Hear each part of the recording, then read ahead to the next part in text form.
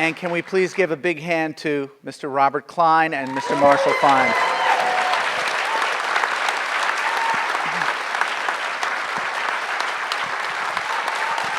Bravo!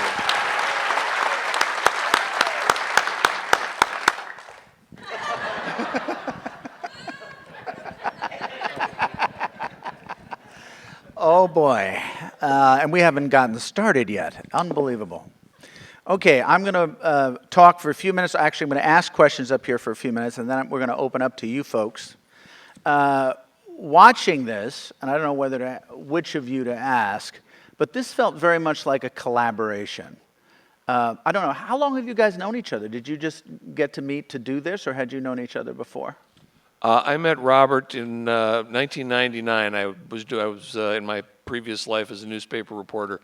Did a long piece about his creation of one of his HBO specials. Basically spent a year following him. We got to be friends and stayed friends and kept having lunch on a regular basis. And I've had this idea sort of since then, but it's only in the last 3 or 4 years that I was able to figure out how to do it.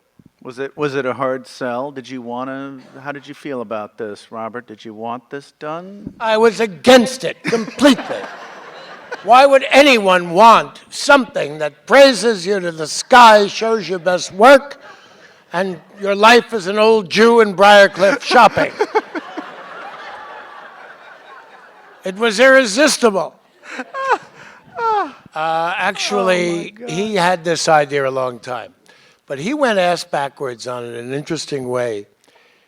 All these wonderful comedians, and there are more than are in the movie, have often said I was their influence. I think Jay Leno summed it up. When you're a kid in rural Massachusetts, you're into comedy, and people come up to your mother and say, is he still involved? Does he want to be a comedian? You know, and you could point to Robert Klein. He went to college, he was normal, you know, a comedian.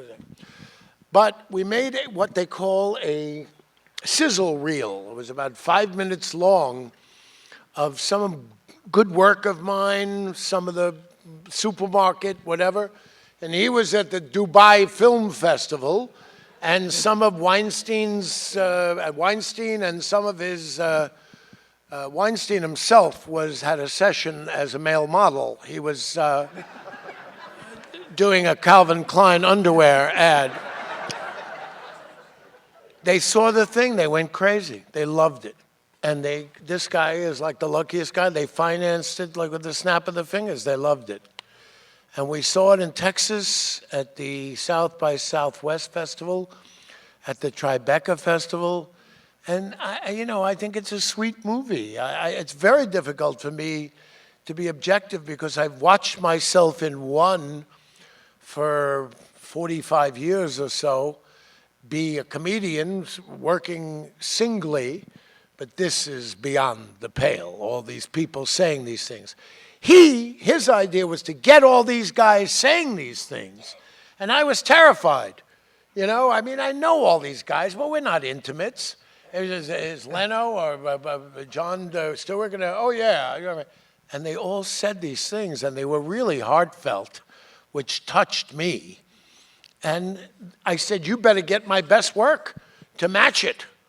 And so we scoured. The only limitations on this, which are frustrating, and you'll never know because you haven't seen it, were it was difficult to get clearances. I had a bit about how I discovered my father discovered me watching Little Richard. In the Tutti Frutti, hallelujah, my father. What the hell is this? The world is coming to an end. What is this Tutti Frutti? A code word with you kids? What is this? Yes, we're going to kill you in your sleep, Pop. It's a thing. Then later on, my kid is 12 years old. I come into his room. I watch. He's watching the Red Hot Chili Peppers. What I got, you gotta give it to your mother. What I got, you gotta take it, stick it in you. And I didn't want to be unhip. I said, can we talk? You know. And we couldn't get the clearance to use what I got. You got to give it to your mother. How about $20,000? So I say to them, up yours. So what I mean is, there were things that were obstacles, but by and large, I thought it was, and there's a guy named Brennan Vance who did all the camera work, his associate, and I was thrilled. And as far as the collaboration, I did have a say in what material we might use if it were available. A lot of times NBC said that's enough of using our stuff or whatever else. But it's really Marshall's film. And that was also a relief, you know, to kind of let it go. And that's it. Let's go.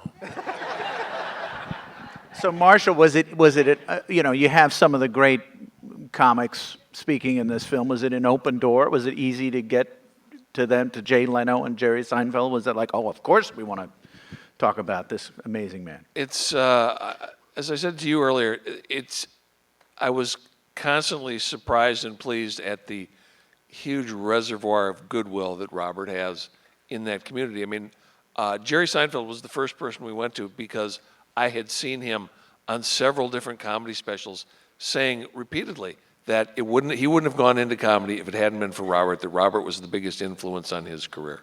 And so I thought, if I can get Jerry Seinfeld to say yes, I can probably get the rest of these guys. And they all, you know, were very cooperative and really easy to work with, and had nothing but nice things to say.